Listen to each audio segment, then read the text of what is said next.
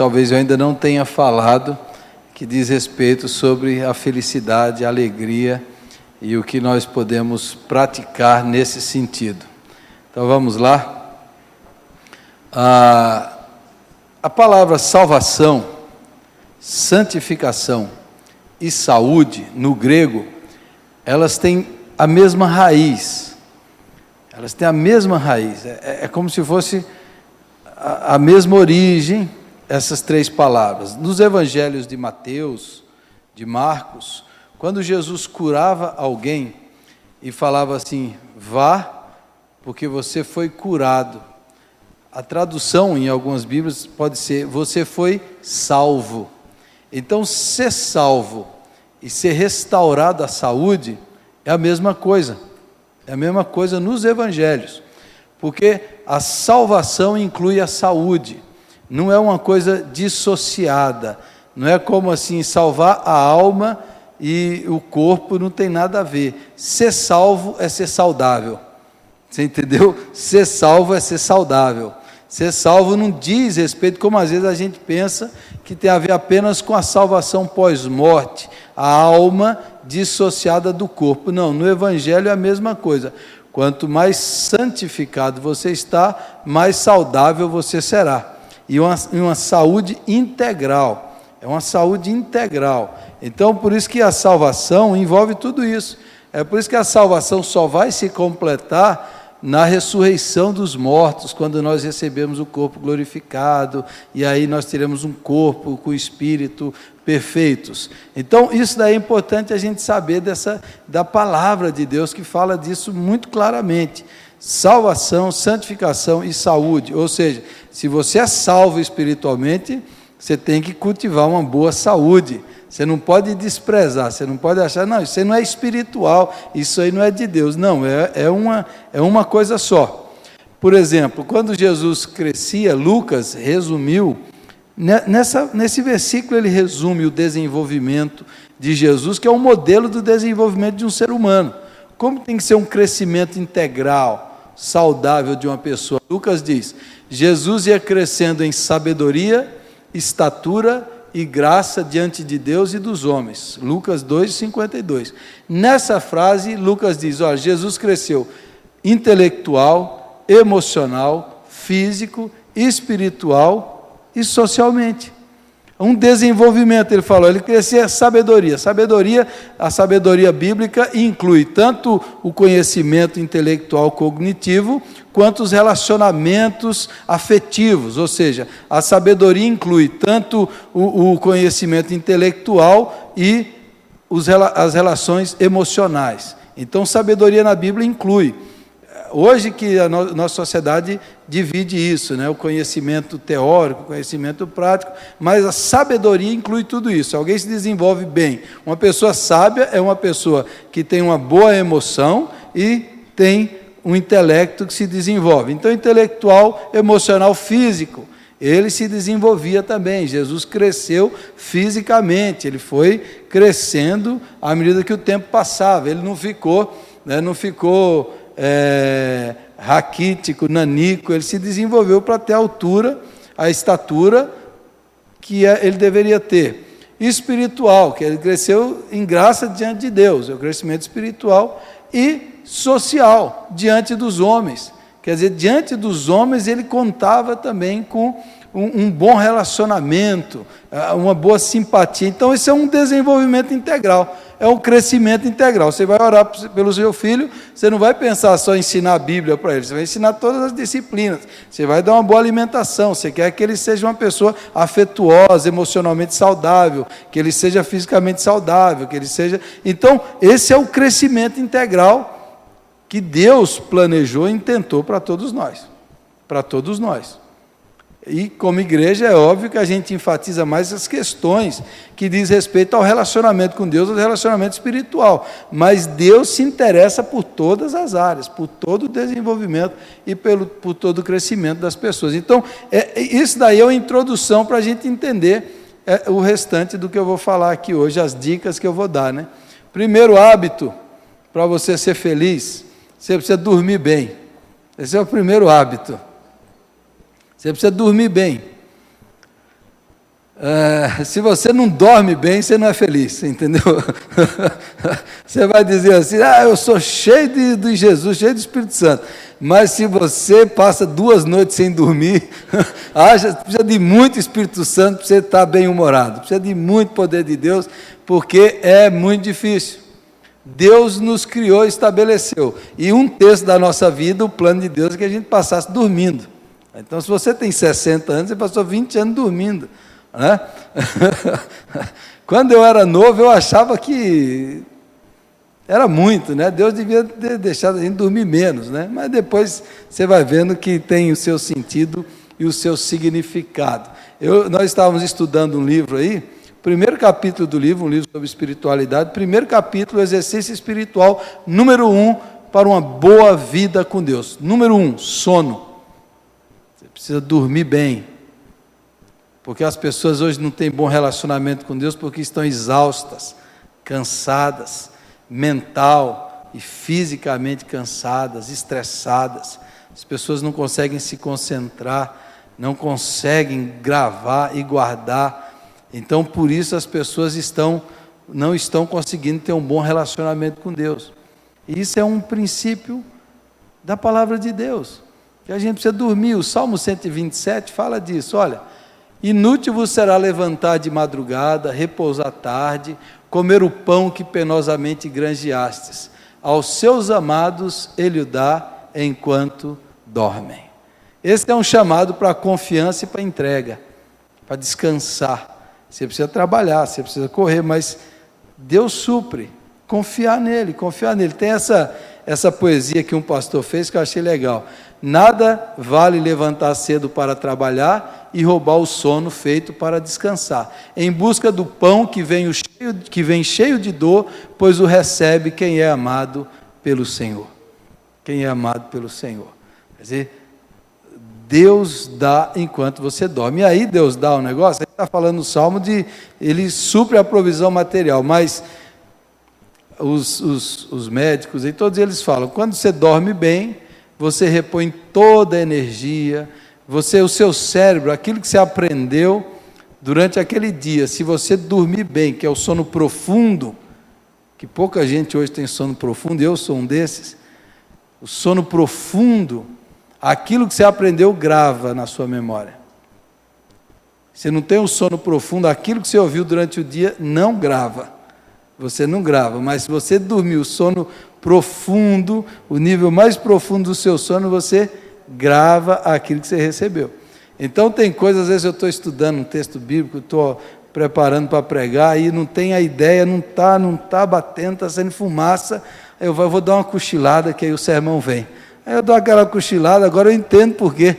Que quando eu acordo, eu falo, Cláudia, está pronto o sermão. Enquanto eu dormia, a mensagem se ajeitou na minha cabeça, enquanto eu dormia. Porque é assim que funciona. E aí tudo mais no seu corpo, na sua disposição, a sua energia física, tudo depende do sono. E aí, problema meu. O sono bom, você precisa dormir mais cedo e acordar mais cedo. E aí faz anos que eu tento fazer isso e não consigo. O N. Cordeiro, naquele livro que eu preguei aqui, Andando com o Tanque Vazio, quando ele teve a crise de esgotamento dele, quando ele ficou esgotado, sentou na calçada e começou a chorar, e um grande pastor, que foi lá no médico psiquiatra, primeiro coisa que o médico falou para ele: você precisa dormir, e você precisa dormir cedo, vá dormir 8 horas, 9 horas da noite, vá dormir nesse horário, e acorde cedo, acorde com as galinhas. E ele começou a fazer isso. Quando Elias teve aquela crise de depressão, depois da luta com os profetas de Baal, e Elias pediu a morte, antes de Elias se encontrar com Deus, o que Elias fez antes? Dormiu, e o anjo veio, acordou Elias, falou: come e dorme de novo. Você perdeu muita energia, você se desgastou. Eu vi uma reportagem esses dias no Esporte Espetacular dos cientistas do esporte. Os atletas, hoje, eles estão descobrindo que os atletas de mais alta performance, eles precisam dormir muito mais. E por atletas do judô, que tinham determinada performance, começaram a dormir mais, começaram a vencer mais. Roger Federer, um dos maiores tenistas do mundo, dorme 10 horas por noite. Usain Bolt dorme 12 horas por noite. 12 horas por noite. Metade da vida passa dormindo, por isso que ele voa. É por isso que ele voa. Ele voa, porque ele dorme demais. Agora, eu não acreditava nesses negócios. Levou anos para eu me convencer. Falei, isso é verdade. Isso é verdade. Deus criou a vida assim, você precisa disso. E aí, o outro texto que eu coloquei aqui, o sono é uma disciplina espiritual. Ela envolve uma disciplina, é aquele momento que você vai dormir, você tem que parar, relaxar, acalmar e se entregar. Entregar. Seus pensamentos estão a 1000, agora eu vou entregar. Meu cérebro, não, agora eu vou entregar. Eu vou me entregar ao Senhor e ao sono. Eu vou me entregar. Davi, esses 2 salmos que são aqueles momentos de perseguição de Davi, né? Que ele está lutando, e tem um de Jesus também lá, Marcos, no meio da tempestade. Levantou-se um forte vendaval e as ondas se lançavam sobre o barco, de forma que este foi se enchendo de água. Jesus estava na popa, dormindo com a cabeça sobre um travesseiro. Os discípulos o acordaram e clamaram, mestre, não te importas que morramos? Os discípulos estão à beira da morte e Jesus está roncando no travesseiro, né? Na popa, está aquela agitação, o barco de um lado para o outro, por quê? Porque Jesus dorme debaixo da poderosa mão do Senhor, né? Ele dorme.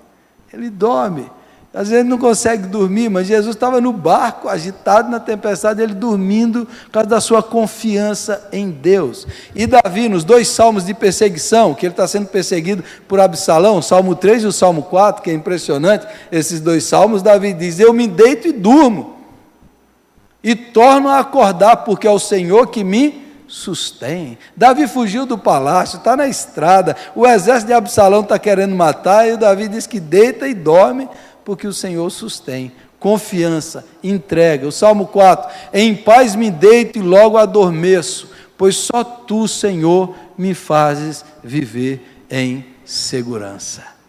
Amém? Maravilha.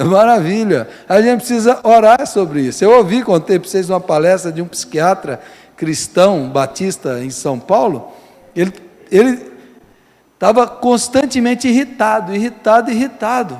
Um servo de Deus, irritado com a família, com os filhos, no trabalho. A sua irmã chegou para ele e falou assim, eu sei qual é o seu problema. O seu problema é que você não está dormindo. Dorme 1 hora a mais por noite. E ele começou a dormir 1 hora a mais por noite, a irritação acabou. A maior necessidade do ser humano não é comer e beber, é dormir. Você pode ficar sem comer um dia, fique sem dormir uma noite. E aí você se esforça, eu vou ficar 2 noites sem dormir. Já ficou assim? Uma vez no acampamento, quando eu era seminarista, esses acampamentos de jovem, que você não dorme de jeito nenhum. Passei lá as 4 noites lá, depois voltei, estava voltando para o seminário, fui pegar o ônibus lotado, de uma cidade para outra, interior do Paraná. Aí eu agarrei naquele ferro assim, 3 noites sem dormir. A viagem levava umas 4 horas. Imagina alguém dormir em pé. Teve uma que eu fui para o banheiro, sentei lá, vou dormir aqui no banheiro. Imagine, você pode ter toda a força de vontade, mas se você ficar sem dormir, o seu corpo, é por isso que muita gente morre por causa do sono. Dirigindo, o cara morre, ele morreu. Ele não queria dormir, mas o sono dominou, porque a maior necessidade do corpo humano é dormir. Você não vai ser feliz se você não dormir. Eu falo para o meu filho aqui, para o Luke, as crianças crescem enquanto estão dormindo. Quanto mais ele dormir, ele não gosta de dormir, puxou o pai, eu sou baiano, mas não sou muito chegado. Quem é baiano lá em casa é a Cláudia, essa é baiana. O sonho dela é pôr uma rede no meio da sala, que aí dorme com a beleza. Mas eu não sou muito baiano nessa área, e o meu filho aqui também não é baiano também. Acorda cedo, você precisa dormir, você precisa crescer. Quanto mais você dormir, você vai crescer. Então, para você ser feliz, convença-se como eu fui convencido. De várias maneiras, Deus foi me convencendo. Você precisa dormir. Você precisa dormir e dormir profundamente. E dormir aquele sono que você acorda revigorado. Revigorado. A maioria das vezes a gente acorda e acorda cansado, não é verdade? Você acorda cansado, você não dormiu. Primeiro. Segundo, descanso. Eu coloquei descanso, mas nossa, eu coloquei dormir e descanso, porque o descanso envolve mais do que o dormir. Olha Jesus, havia muita gente indo e vindo, a ponto de eles não terem tempo para comer, Jesus e os discípulos. A demanda era tal, a necessidade era tal, que eles não tinham tempo nem para comer. Jesus lhes disse: venham comigo para um lugar deserto e descansem um pouco. Assim eles se afastaram num barco para um lugar deserto. A multidão estava precisando de Jesus, mas Jesus é humano, Ele é Deus e é humano, Ele tem limites. Ele tem limites, e eles não estavam conseguindo dormir. Ele chama os discípulos e fala: vamos para um lugar deserto. Você precisa descansar do trabalho, e no caso de Jesus, precisa descansar de gente. Eu vou ficar num lugar deserto. Tem horas que você precisa fugir de gente, descansar de pessoas, ficar num lugar isolado. Você precisa disso. Se você vive num ambiente muito conturbado, você precisa de silêncio, de quietude, de deserto. Você precisa disso. É necessário. O descanso envolve você precisa descansar. Você precisa descansar. Você precisa descansar.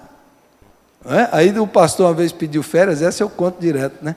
Vou tirar férias. Aí uma irmã toda crente falou: pastor não pode tirar férias, porque o diabo não tira férias. Aí o pastor falou: mas o diabo não é meu exemplo, o meu exemplo é Jesus.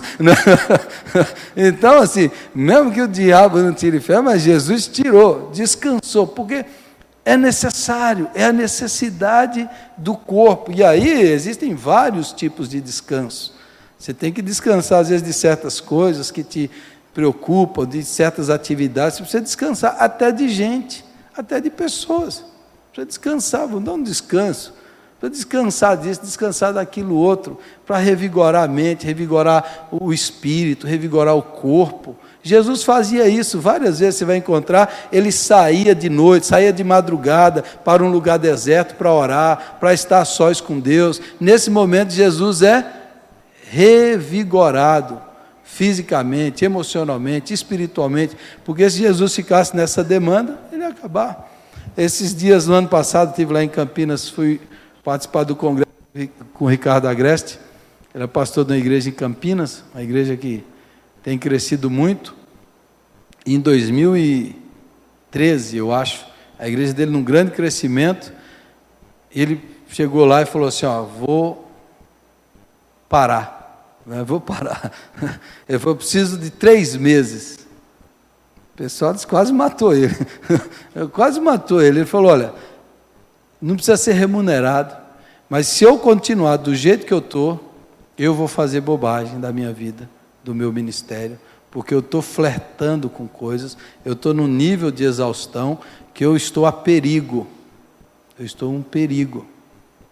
Então ele chegou lá e comunicou à igreja. Aí o povo ficou chateado. Hoje ele faz 4 cultos no final de semana. Ele prega no sábado à tarde, domingo de manhã e domingo à noite 2 vezes, em 3 lugares diferentes. Ele tem a igreja em 3 lugares diferentes em Campinas. Num hotel, num lugar, no outro, e ele prega. Ele chegou e falou: vou parar. Aí o povo, ele falou: mas eu tenho um limite. E ele foi muito corajoso, porque muitos não conseguem parar.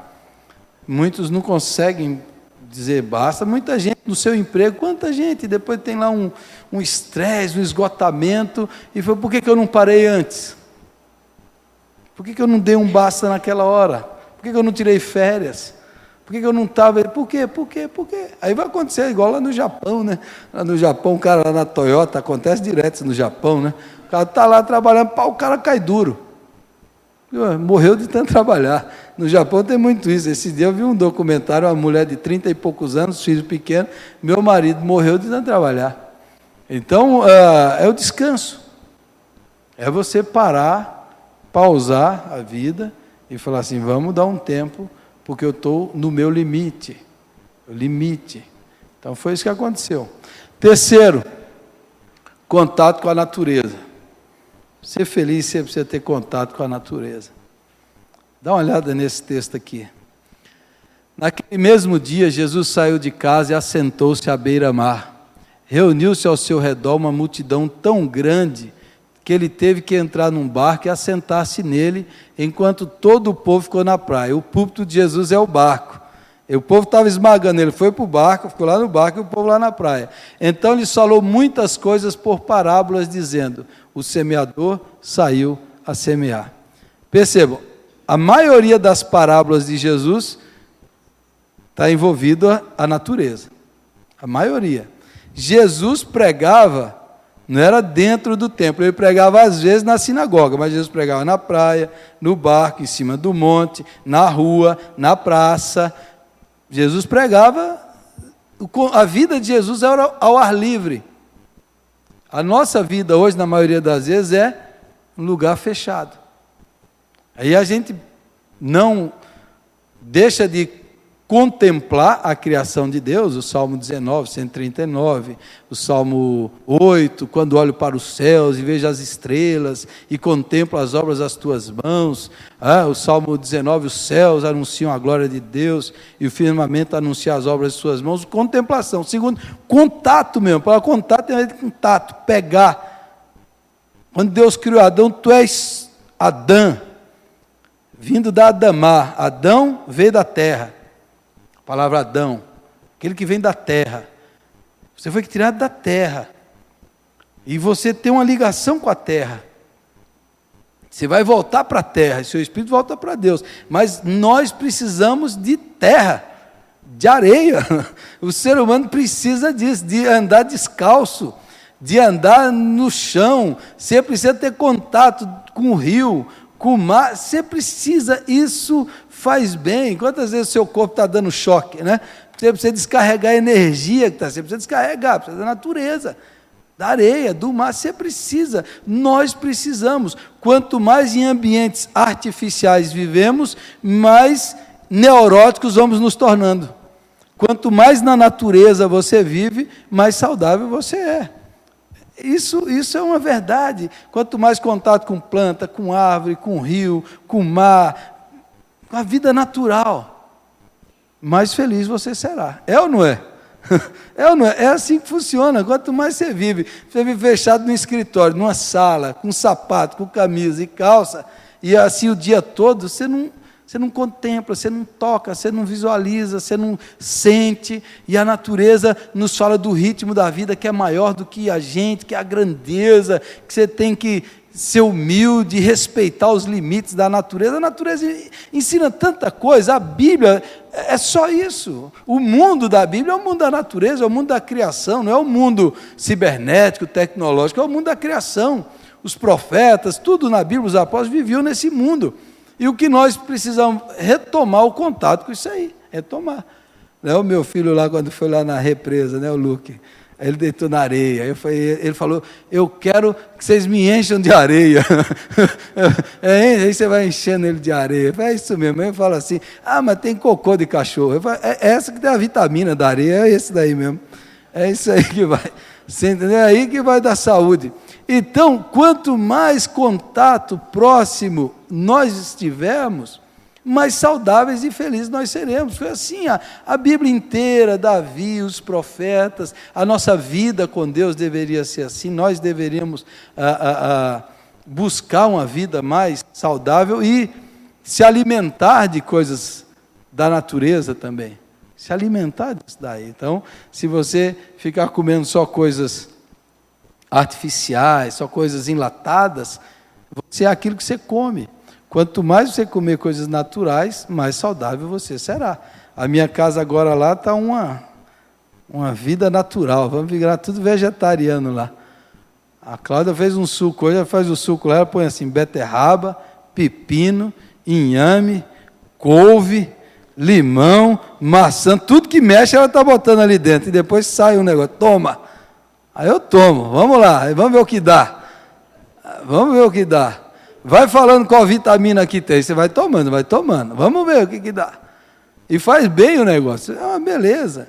Eu fui fazer exame lá, o médico falou que eu estou com falta de vitamina D, é o que? Falta de sol. E você precisa ter o tempo certo de contato com o sol, nem muito nem pouco.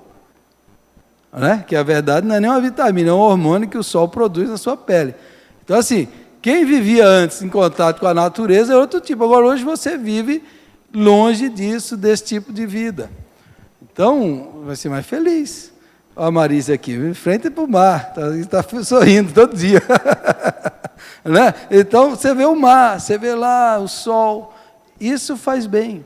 Quanto mais a gente praticar isso em todos os sentidos, e desenvolver uma vida mais natural, menos artificial, isso vai ser bom para a sua vida, vai ser bom para você e para qualquer um que praticar. Quarto, saber desfrutar o seu trabalho. Eclesiastes, o livro de Salomão, que nós estudamos um tempo atrás. Portanto, vá, coma com prazer a sua comida e beba o seu vinho de coração alegre, pois Deus já se agradou do que você faz. Esteja sempre vestido com roupas de festa e unja sempre a sua cabeça com óleo. Desfrute a vida com a mulher a quem você ama, todos os dias dessa vida sem sentido que Deus dá a você debaixo do sol, pois essa é a sua recompensa na vida pelo seu árduo trabalho debaixo do sol.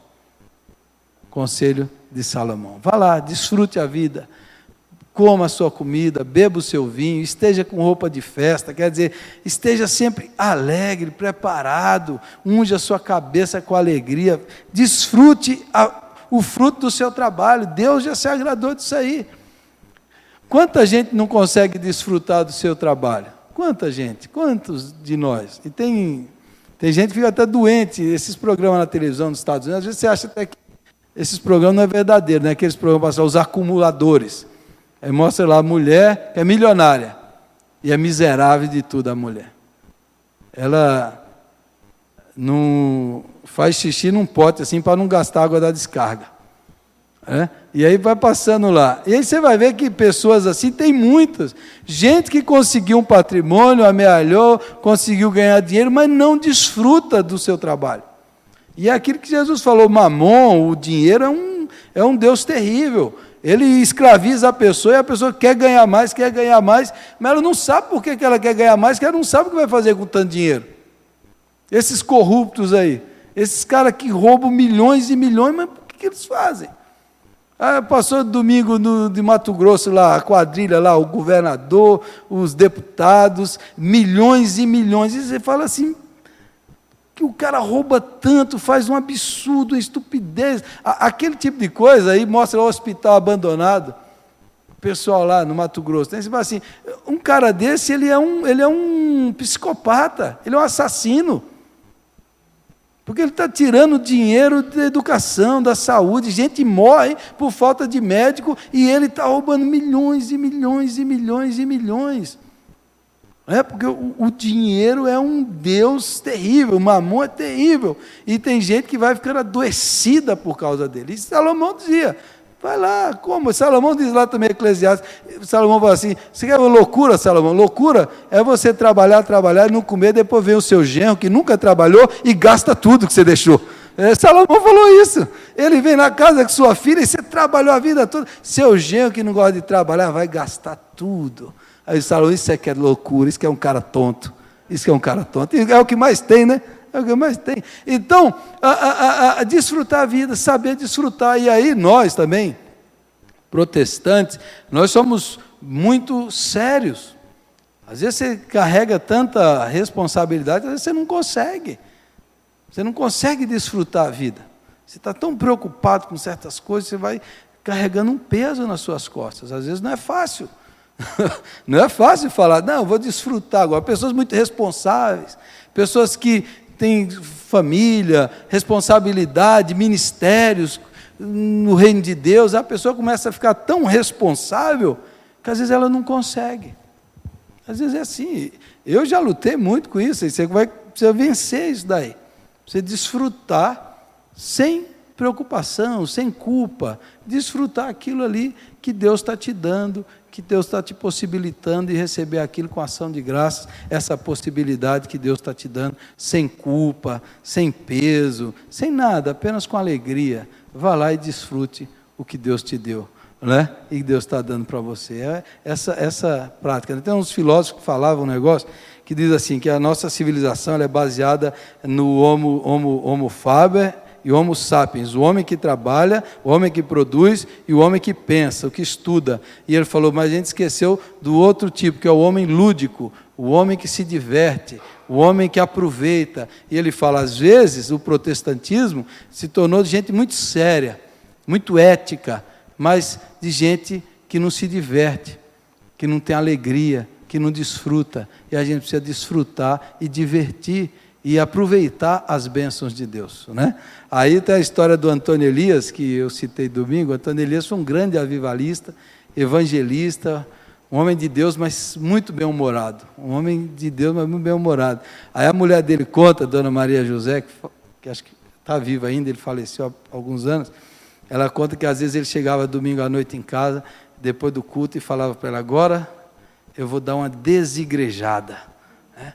Agora eu vou assistir um faroeste de John Wayne. E ele falou, isso que é coisa boa. aí ele falou, por quê? Porque ele, pastor, vivia o tempo inteiro na igreja. Ele falou, agora eu vou esquecer isso aí, vou assistir um filme do John Wayne. Esses faroestes são os bons filmes, né? De bang bang, de tiroteio, esses são excelentes. Aí ele falou, agora eu vou dar uma desigrejada. Porque ele estava revigorando, descansando a mente, desfrutando. E, às vezes nós não conseguimos ter esse sentimento no coração, esse bom humor, né? Quinto, esse daqui o pessoal não gosta muito, né? Exercícios físicos, né? Exercícios físicos. E aí Paulo falou um negócio que parece que fala, exercício físico não serve para nada, olha lá a base bíblica. Rejeite, porém, as fábulas profanas de velhas e exercite-se na piedade. O exercício físico é de pouco proveito, a piedade, porém, para tudo é proveitosa, porque tem promessa da vida presente e da futura. Aí o pessoal fala, está vendo? É de pouco proveito, mas é de proveito. E aí por que Paulo fala de pouco proveito? No tempo de Paulo, pergunta quantos quilômetros Paulo caminhava. Pergunta se ele vivia sentado numa cadeira. Pergunta se ele tinha televisão. Pergunta quantos quilômetros Jesus andava. Pergunta se ele precisava fazer dieta ou fazer esteira para perder peso. Não precisava. Pergunta se no tempo deles tinha isso. Precisava se eles tinham essas comidas que nós temos, McDonald's, hambúrguer, sorvete, nada, só tinha peixe assado, tudo sem caloria, e perdia tudo, caminhando. Então, para que fazer exercício físico? Se a gente, o nosso estilo de vida, você não precisa. Nos tempos do apóstolo não precisava. Só os imperadores romanos que viviam de maneira desordenada, em orgias e glutonarias, eles eram aqueles gordos imensos, né? Tinha uns senadores romanos que o escravo tinha que andar na frente segurando a barriga dele, para não cair lá embaixo, senão ficava carregando a barriga do homem. Então isso aí tem essas histórias, mas os apóstolos tinham uma vida disciplinada em quê? Caminhada, exercício. Não vivia como a maior parte de nós vivemos, uma vida sedentária. E aí, exercício físico faz bem para a saúde e faz bem para a mente. Às vezes você usa tanto a mente, seu corpo fica, né, vai ficando lá parado. Você precisa exercitar, você precisa movimentar, você precisa fazer algo. Você precisa. E fazer exercício físico não é fácil. Tem gente que tem mais facilidade, outros têm mais dificuldade. Mas quando você vai fazendo, você vai criando hábito, aquilo vai se tornando prazeroso. Sempre no final, é sempre ruim no começo, mas no final é prazeroso, né? Então você vai criando esse hábito, e no fim você vai se sentindo o quê? Mais disposto, mais animado, mais energizado. Seu corpo flui, tudo melhora na sua disposição física, na sua saúde. Então você precisa fazer isso. Você precisa praticar, caminhar, correr, precisa fazer alguma coisa, nadar, precisa fazer alguma coisa. Todo mundo precisa fazer isso, né? Eu estou falando hoje, eu tenho autoridade, porque hoje eu fui para a esteira, né? Toda semana é uma luta, 5 quilômetros na esteira lá, caminhando e correndo. Então vai lá e faz, tem que fazer. Eu penso assim, se eu não for agora, eu vou me sentir mal o dia inteiro. Se eu for agora, eu vou me sentir mal agora e vou ficar bem o dia inteiro. Então eu falo, é melhor não gostar agora e me sentir bem o dia todo. Então eu levanto, sem querer, vai lá e faz. E vai lá e faz, porque você precisa fazer. Né? Você precisa fazer, é uma necessidade, você precisa estabelecer. Você não pode colocar isso como opção. Você não pode, eu vou, não vou. Eu vou fazer porque eu preciso. E aí eu já levo para o lado espiritual. Em nome de Jesus, toma vergonha nessa cara e vai. Eu falo para mim mesmo, né? Você vai lá e faz isso. Aí você precisa fazer isso. E é o desafio. E último, expressar alegria. Naquela hora, Jesus, exultando no Espírito Santo, disse: eu te louvo, Pai, Senhor do céu e da terra, porque escondeste essas coisas dos sábios e cultos e as revelaste aos pequeninos. Sim, Pai, pois assim foi do teu agrado. Como é que Jesus exultou no Espírito? Ele orou, e como é que Jesus fez? Ele se regozijou, ele se alegrou, ele expressou a sua alegria. Jesus expressou que Lucas registrou, Jesus está exultante. Ele fez uma oração cheia de regozijo, ele expressou essa alegria. Aí você vai ver, a maioria desses desenhos e quadros de Jesus é um Jesus sério. A gente nunca pensa em Jesus sorrindo, ou Jesus gargalhando, é o próprio Deus sorrindo. A imagem que nós temos é um Deus sério, compenetrado, sisudo e austero. Mas Jesus se exultou no Espírito, ficou alegre. Pode passar o próximo. Lá em Provérbios diz, o coração alegre aformoseia o rosto, mas pela dor do coração o espírito se abate. Um olhar animador dá alegria ao coração, e as boas notícias revigoram os ossos. O coração alegre aformoseia o rosto. Pode voltar lá? Um olhar animador dá alegria ao coração. Se olha para uma pessoa, a luz dos seus olhos, a alegria dela, dá alegria para o seu coração. O sorriso dela, um olhar de ânimo, faz brotar alegria dentro de você. Por que a Bíblia diz que as crianças gostavam de ficar perto de Jesus? Criança gosta de ficar perto de adulto ranzinza, mal-humorado? Ou criança gosta de gente sorridente, alegre? Pesquisas, cientistas americanos fazem pesquisa de tudo. Os caras fizeram pesquisa, pegou fotos de formatura de alunos. Aqueles que estavam sorrindo nas fotos foram mais bem-sucedidos na vida que os que estavam tristes e sisudos. Pelo tamanho do sorriso, eles determinam a duração do casamento. A duração do casamento. É um negócio, você não acredita. Essa daí eu falei, esses caras aí é muito difícil acreditar nisso. Mas está lá escrito. Está lá o nome da universidade, está lá o nome dos pesquisadores. Um adulto médio, em média, ele dá 20 sorrisos por dia. Uma parte da população dá menos de 5 sorrisos por dia. Uma criança, ela pratica o sorriso 400 vezes por dia. Ultrassons em 3D mostram crianças dentro da barriga da mãe sorrindo. É a expressão facial mais comum e universal em todas as culturas, desde as mais primitivas às mais civilizadas. O sorriso. Faz parte do ser humano quando você está alegre e sorri. A criança, ela sorri muito mais. Você crê que Jesus sorria? Você crê que Jesus era bem-humorado? Percebam como a religião colocou dentro de nós a ideia de um Deus austero, sisudo. Como a religião gosta de cores pretas, né? Como a religião gosta dessas coisas e perde toda a alegria, a exuberância de Jesus nos banquetes. Por que Jesus é convidado para a festa? O que você vai fazer numa festa? O que você vai fazer num banquete? Por que Jesus foi chamado de glutão e bebedor de vinho? Por quê? Você acha que ele ia estar lá na festa, lá reclamando, ranzinza? Por que que as pessoas gostavam de ficar perto de Jesus? Por quê?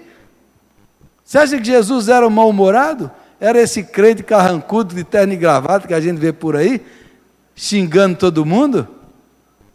Ou era um homem alegre, animado, bem-humorado, acolhedor, feliz, que expressava a vida do Pai nele e que dizia: eu vim para vos dar vida e vida plena? Qual é o desafio que nós temos?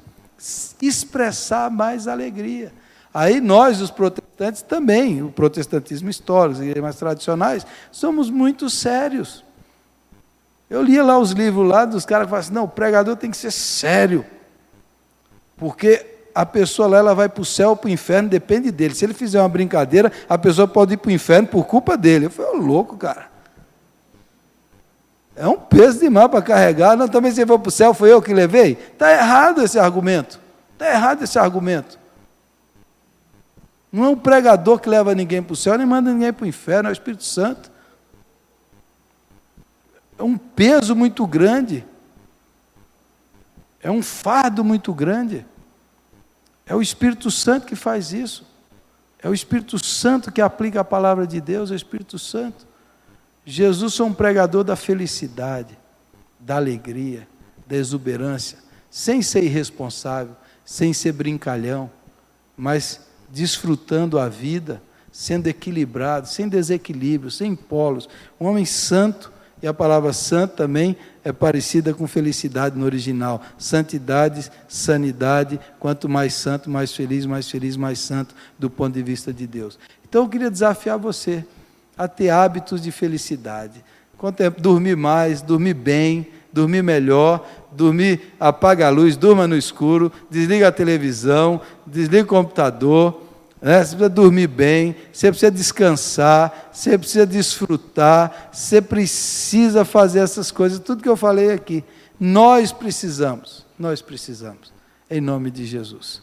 Quando eu comecei essa série, meu objetivo era que nós pudéssemos expressar e sermos mais felizes pela palavra de Deus, a começar em mim, porque isso aqui sou eu estou falando para mim.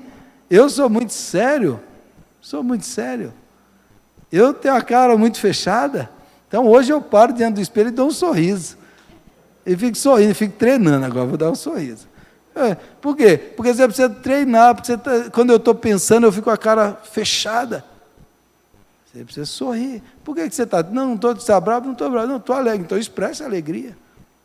É o peso da religião, é o peso do ministério pastoral que me fez ficar assim. É a responsabilidade que me fez ficar assim.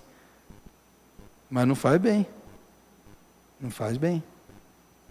Porque Jesus era leve. O fardo de Jesus é leve. E o seu jugo é suave. Não é um fardo pesado. Amém? Eu quero terminar, vou passar um vídeo de 1 minuto para vocês verem. Só para você dar um sorriso e a gente fazer uma oração. Só para você sorrir com esse vídeo e a gente fazer a oração.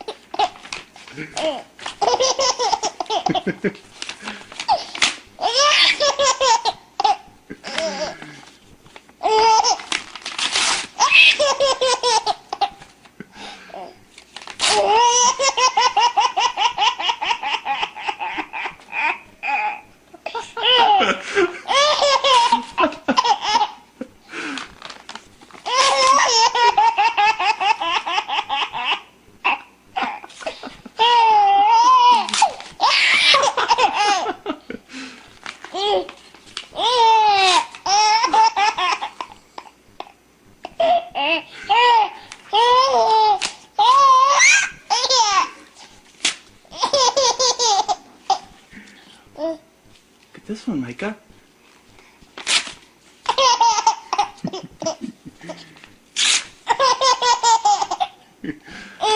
Look at this one.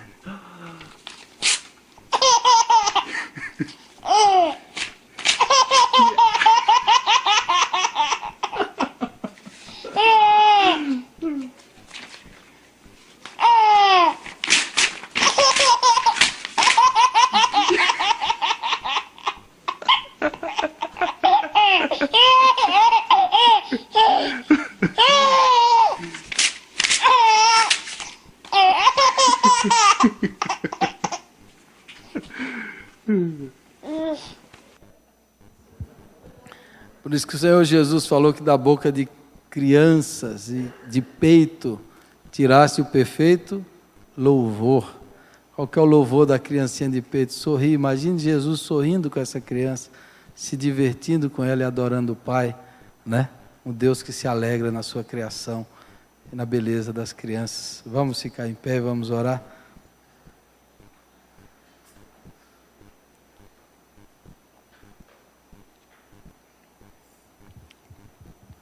Senhor, nós te damos graças, porque o Senhor é o Deus de toda a vida, é o Deus de toda a alegria, de toda a plenitude, é o Deus que nos criou com corpo, alma e espírito, e nos abençoou, ó Deus, e nos deu tantas bênçãos, tantos motivos de alegria. Nós te agradecemos, ó Pai. Nós te agradecemos pela alegria do coração, a alegria da vida, dos relacionamentos, da criação, da natureza. Nós te agradecemos pelo alimento, pelo desfrutar. Nós te louvamos, ó Deus, o Senhor tem nos coberto de bênçãos, de dádivas, de provisões. Louvado seja o teu nome, ó Pai. Nos ajude a termos vidas mais saudáveis, mais felizes, mais equilibradas. Livra-nos, ó Deus, de sermos pessoas desanimadas, tristes, angustiadas. Enche-nos da alegria do trono, do seu coração, da alegria do Pai revelada no Filho, que transmitiu aos seus discípulos, ó Pai, essa alegria permanente, constante, exuberante, que sabe desfrutar a vida, que sabe desfrutar a graça de Deus. Nos ajude, faça isso, ó Pai, e nos ensine dia a dia a mostrar a imagem de Jesus através da nossa vida. Faça isso, ó Pai, que a vida do Senhor flua dentro de nós, e nós possamos ter vidas equilibradas no sono, no trabalho, na comida, no lazer, na diversão, na oração, na comunhão. Que o Senhor nos ajude, ó Deus, a sermos pessoas sorridentes, alegres, pessoas bonitas, como o povo mais feliz da terra, que é o povo de Deus, ó Pai. Que cada um aqui tenha essa unção e a presença de Jesus, que a casa nossa seja cheia de alegria, que o Senhor expulse todo espírito do mal, de trevas, de religiosidade, de farisaísmo, de angústia, e dá-nos, ó Deus, aquela plenitude da alegria, aquele gozo espiritual, aquela paz que excede todo entendimento. Nós oramos assim, ó Pai, e te agradecemos, porque o Senhor tem enchido o nosso coração e a nossa vida de muita alegria. Muito obrigado, Pai. Receba todo louvor, toda honra e toda glória em nome do Senhor Jesus. Amém e amém.